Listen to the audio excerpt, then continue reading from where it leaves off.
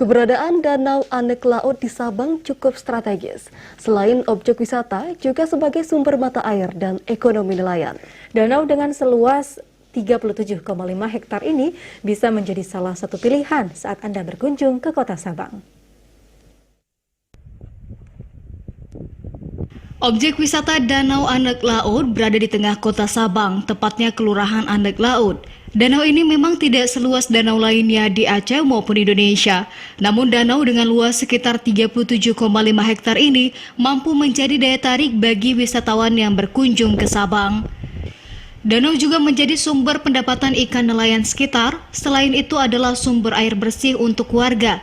Kendati bisa dinikmati, ada sejumlah aturan adat setempat yang diterapkan baik untuk warga sekitar maupun wisatawan yang datang.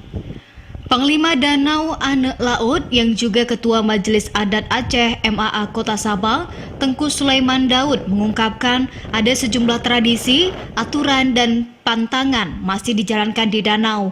Misalnya tidak turun ke danau pada malam Jumat, melarang penggunaan racun serta batas ukuran alat tangkap nelayan.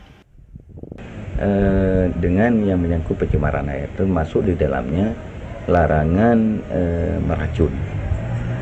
Karena di dalam danau kita ini biota danaunya ada ikan, ada udang.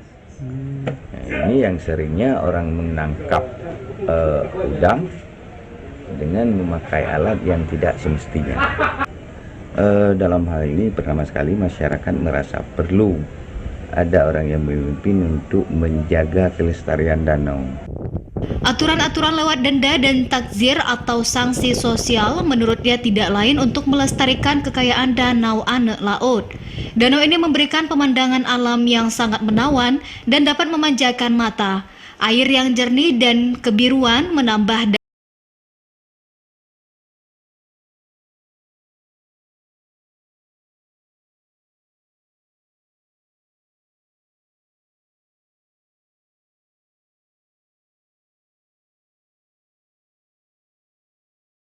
daya tariknya.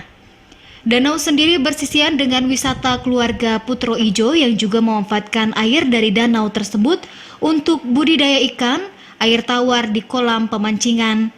Keindahan Danau Anek Laut juga biasa dimanfaatkan untuk berfoto ria bagi para pengunjung.